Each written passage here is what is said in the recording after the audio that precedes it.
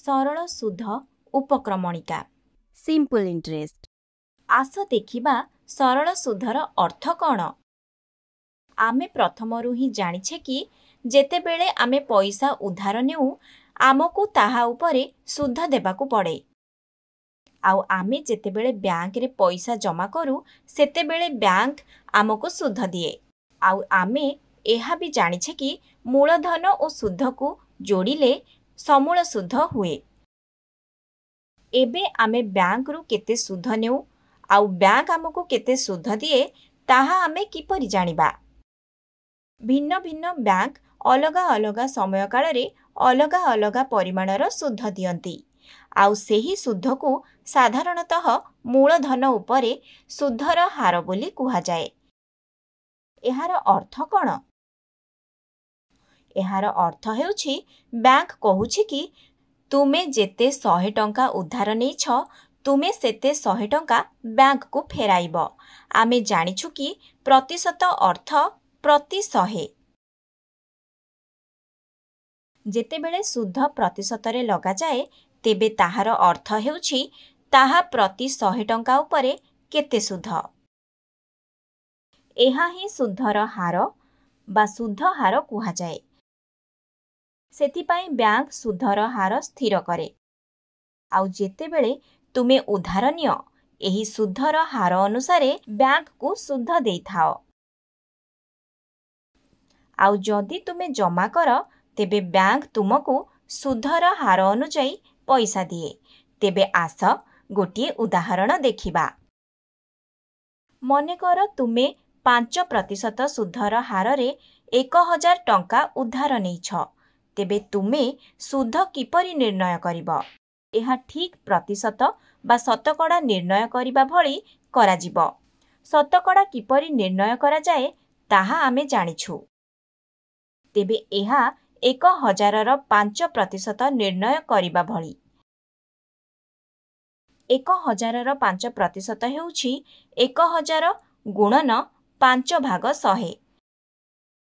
तेबे चाल लब ओ हररु 2 शून्य काटी देबा। तेबे तुम पाखरे 10 गुणन 5 रहिब। 5 10 अर्थात 50 टे। तेबे सुध 50 टे। एहार अर्थ हेउछि जदि तुमे 5% सुधर हार रे 1000 टंका उधार नेइछ तेबे तुमको 50 टंका सुध देबाकू हेब। एहा बहुत सहज अटे। ठीक प्रतिशत बा शतकड़ा काढ़िबा परी। एबे जेतेबेले मु कहिली कि मूलधनर प्रतिशत बा शतकड़ा रे सुध निर्णय करा जाए ताहा प्रति वर्ष पई निर्णय करा जाए। एहार अर्थ ताहा एहा उपरे मध्य निर्भर करे कि तुमे पैसा को केते वर्ष पई नेइछ।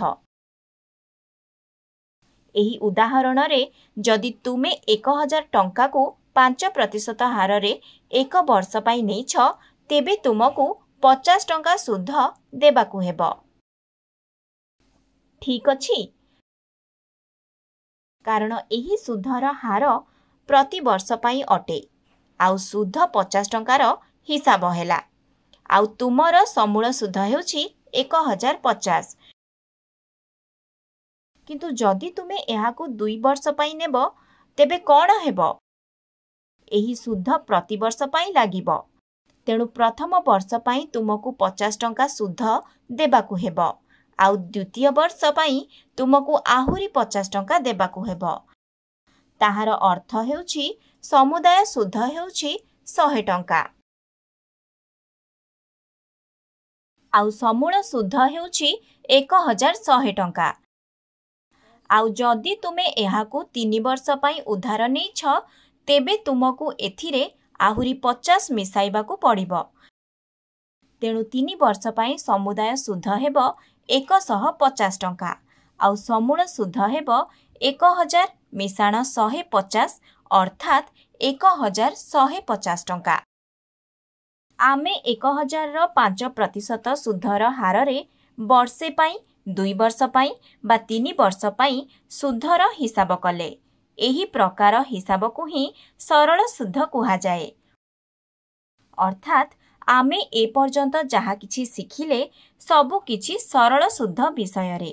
जदि तुमे सरल सुधर सुध को सबु किछि मानिकी चलिबो तेबे कौन देखिबो? सुध काहा काहा उपरे निर्भर करे? प्रथम कथा मूलधन उपरे निश्चित भावे निर्भर करे। 1000 जागारे जदि तुमे मूलधन 2000 नहीं थांतो तेबे सुध अलगा होई थांता। ठीक कथा ना? तेबे सरल सुध सबु बेले मूलधन उपरे निर्भर करे। एहा व्यतीत ताहा सुधर हार उपरे मध्य निर्भर करे। आमर उदाहरण रे सुधर हार 5% अटे। जदि एहा 10% होई थांता तेबे आउ जदि 20% होई थांता तेबे निश्चित भावे सुध अलगा होई थांता। एहार अर्थ सरल सुध सबु बेले सुधर हार उपरे मध्य निर्भर करे। तुमे देखि परिबो कि एहा समय काल उपरे मध्य निर्भर करे, कारण समय 1 वर्ष 2 वर्ष बा 3 वर्ष हेबा अनुजाई सुध बदली थाए। तेबे आमे एहा बुझिले कि सरल सुध मूलधन सुधर हार एवं समय काल उपरे निर्भर करे। तेबे कौन सरल सुध निर्णय करिबा पई किछि सूत्र अछि? हाँ, सरल सुध हेउछि मूलधन गुणन सुधर हार गुणन समय विभक्त 100। एहाकु आमे एही भଳି मध्य लेखि पारिबा। एसआई हेउछि PRT भाग 100। P मूलधन, R सुधर हार ओ T समय काल। तेबे आस देखिबा एही सूत्र आमर उदाहरण पई काम करूछि कि ना। एबे चालो शेष उक्ति उपरे विचार करिबा। 3 वर्ष पई सुध 150 थिला, जहा आमे प्रथमरु ही सिखिछे। तेबे आस एही सूत्र को परीक्षा करिबा।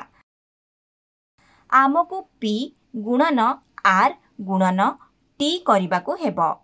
तेबे आमको 1000 मिलिबो, जहा कि P अटे, गुणन 5 जहा कि R अटे, गुणन 3 कारण आमे 3 वर्ष पई हिसाब करूछे, भाग 100। तेबे आस शून्य को काटी देबा, आमको उत्तर मिलिबो 10 गुणन 5 गुणन 3।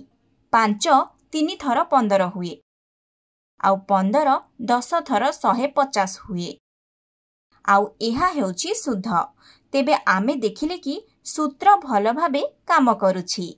तेबे एही सूत्र सहायतारे आमे सरल सुधर जे कोनोसी प्रश्न समाधान करि परिबा।